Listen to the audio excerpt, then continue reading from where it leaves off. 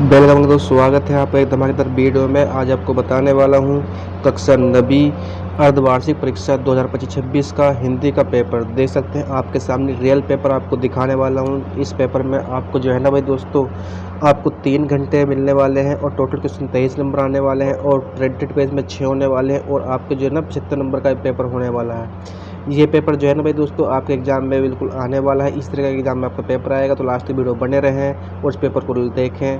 चलिए video start करते हैं। एक है सही विकल्प चुनकर लिखिए। तो ये 6 नंबर के प्रश्न आएंगे, जैसे कि आप देख सकते हैं। तो कबीरदास एक रचना है। तो भाई देखो, कबीरदास क्या है? एक बीजक की रचना है। इसके बाद केदी और कोकिला किसकी रचना है? तो भाई माखनलाल चतुर्वेदी की रचना है। फटाफट मैं आंसर करा रहा हूँ, बस टाइम ज़्यादा नहीं लूँगा, ठीक है? तो आप देखते रहें और लास्ट तक वीडियो बने रहें। काव्य के भेद हैं। तो काव्य के भेद जो है भाई, दृश्य और श्रव्य काव्य हैं। तो इसको से आंसर सही हो जाएगा। इसके बाद दोनों बेलों को कहाँ बंद कर दिया गया था? कांजी होश में बंद कर दिया गया था।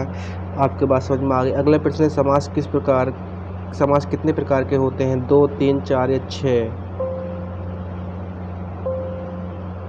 6 प्रकार के होते हैं। कितने प्रकार के? 6 प्रकार के होते हैं। इसको भी आप याद कर लीजिएगा। इसके बाद है, इस जल प्रलय में पाठ की विधा है। तो भाई इस जल प्रलय में जो पाठ की विधा है दोस्तों, आपको बता दूं, पोतर्ज। अगले प्रश्न जो मिलने वाला है, आप देख सकते हैं प्रश्न नंबर 2, रिक्त स्थानों की पूर्ति कीजिए। 6 नंबर का यह प्रश्न आएगा, तो इसको भी आप देख लीजिएगा। 6 के 6 आंसर मैं आपको देने वाला हूँ और आप स्क्रीनशॉट लेते रहिएगा। जायसी का प्रसिद्ध महाकाव्य है। तो भाई देखो, पद्यावत जो है इसका आंसर हो जाएगा। इसके बाद जो है, कैदी और कोयले दोनों देश के निवासी हैं। तो भाई गुलाम देश के निवासी हैं, तो इसमें गुलाम लिख देना है। करुण का स्थायी भाव है। तो करुण का स्थायी भाव करुण है। इसके बाद देखते हैं, एकांकी में होता है। तो एकांकी में एक अंक होता है भाई दोस्तों, तो इसमें एक अंक आपको फिल कर देना है। इसके बाद वे शब्दांश जो बनाते समय आरंभ में लगते हैं, तो भाई ये उपसर्ग कहलाते हैं, इनको याद कर लीजिएगा। इसके बाद रेणु का पूरा नाम क्या है? तो रेणु का पूरा नाम बागेश्वर नाथ रेणु जी है, तो ये इसका आंसर सही हो जाएगा। इस तरीके से 6 नंबर आपके एग्जाम में ये आ जाएंगे। मिलने वाला प्रश्न नंबर 3, सत्य का चयन करके लिखिए। 6 नंबर का ये प्रश्न है, इसको भी आप देख कर लिख लीजिएगा। तो कबीर एक समाज सुधारक है, तो ये सत्य हो जाएगा, ठीक है। जिसके कारण मन भाव जागृत होते हैं, आलम कहते हैं, तो ये भी सत्य हो जाएगा। प्रश्न नंबर 3 है, रामचरितमानस एक महाकाव्य है, तो ये सत्य हो जाएगा।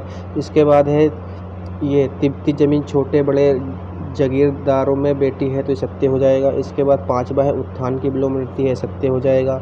6 है, नानी के मन में देश की आज़ादी के प्रति जुनून था, तो ये सत्य हो जाएगा। तो इस तरीके से 6 नंबर के ये आपके एग्जाम में आ जाएंगे। नंबर 4, सही जोड़ी बनाइए। तो प्रश्न नंबर 4 6 नंबर का आएगा ये भी। तो दोहा छंद को आपको मिला देना है, 24 मात्राएं होती हैं इसमें। महाकाव्य को मिला देना है रामचरितमानस से, और जाबिर हुसैन को आपको मिला देना है, ये आपको मिला देना है, देख सकते हैं, सामले सपनों की याद से। सखिया एवं शब्द, इसको आपको मिला देना है ये कबीर से। और गद्य की प्रमुख विधा जो है, ये कहानी से मिला देना है। और तत्पुरुष समाज को मिला देना है समाज के 6 वेद से। तो इस तरीके से 6 नंबर ये आपके आ जाएंगे। चलिए अगले प्रश्न में आपको बताना हूँ। प्रश्न नंबर 5, एक शब्द वाक्य में उत्तर दीजिए। गांव में शहरी मेहमान की तरह सज धज कर कौन आया था? भाई बादल आया था, इस तरह इसका आंसर हो जाएगा। दोहा के प्रथम चरण में कितनी मात्राएं होती हैं? भाई 13 मात्राएं होती हैं। जिस काव्य का आनंद पढ़कर या सुनकर लिया जाता है, उसे क्या कहते हैं? भाई उसे रस कहते हैं। साहित्यिक पुरखे किसे कहा गया है? प्रेमचंद्र जी को कहा गया है। और होकर मानना मुहावरे का अर्थ है, तो ये स्वीकार करना है, इसको देख लीजिएगा। इसके बाद, इस जल में प्रलय में पाठ में बाढ़ का पानी का क्या कहा गया है? तो मृत्यु कल्याण कहा गया है, ठीक है। तो इसका आप देख सकते हैं, नई कविता की प्रमुख 2 विशेषताएं लिखनी है, या छायावाद की 2 प्रमुख विशेषताएं निकली हैं, तो 2 नंबर के प्रश्न आएंगे, तो इसको भी आप देख लीजिएगा। 2 विशेषताएं हैं, जीवन के प्रति आस्था और मूल्य का परिप्रेक्षण, और लघु मानव सामान्य की महत्ता की प्रतिष्ठा। तो इनको आप याद कर लीजिएगा। विशेषताएं हैं, प्रकृति मानवीकरण, रहस्यवाद का चित्रण, और व्यक्ति प्रधानता तथा प्रेम सौंदर्य का सूक्ष्म विवरण। तो इसको भी आप याद कर लीजिएगा। देख लेते हैं कवि पंत ने गाँव को हारता जन मन क्यों कहा गया है, और गाँव को मरकत डिब्बे से खुला क्यों कहा गया है। प्रश्न नंबर 8 है दोहा छंद की परिभाषा उदाहरण सहित लिखनी है, अनुप्रास अलंकार को भी बताना है। प्रश्न नंबर 9 है महाकाव्य और खंडकाव्य में 2 अंतर लिखने हैं, रस किसे कहते हैं। तो इनका आंसर आप देख लीजिएगा फटाफट।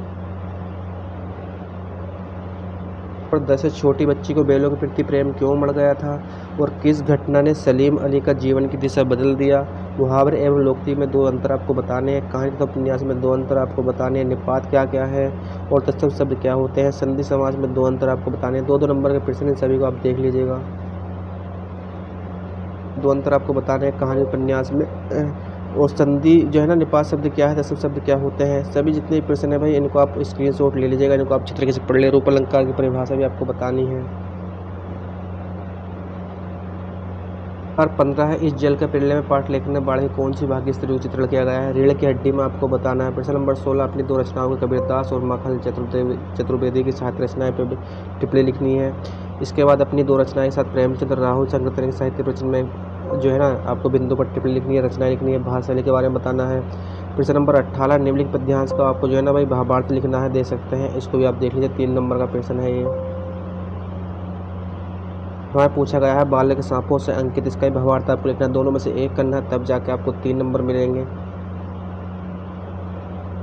नंबर जो देख लेते हैं 19 भी देख लेते हैं। निम्नलिखित गद्यांश के संदर्भ सहित व्याख्या लिखनी है, तो इसमें आप देख सकते हैं दोनों का जो है ना, दोनों बेलों का और तिब्बत में यात्रियों का, इसमें से एक करना है, 3 नंबर मिल जाएंगे।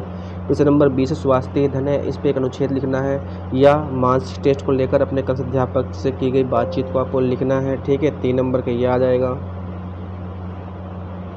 तो इस पद्यांश को अच्छी तरीके से पढ़ना और इनके प्रश्न को उत्तर देने हैं। 4 नंबर के प्रश्न 4 प्रश्न पूछ जाएंगे इसमें। प्रधानाचार्य के 3 दिन के अवकाश के लिए प्रार्थना पत्र लिखनी है, तो आप तैयारी कर लीजिएगा इन दोनों की। इसके बाद एक निबंध लिख देना है, ठीक है। विज्ञान के चमत्कार, विद्यार्थी अनुशासन, स्वच्छ भारत अभियान, ये 4 नंबर के प्रश्न थे। तो भाई तब टोटल पेपर आपका इस तरह के सेम टू सेम आपको मिलने वाला है। तो मिलते हैं नेक्स्ट वीडियो में। जय हिंद, वंदे मातरम।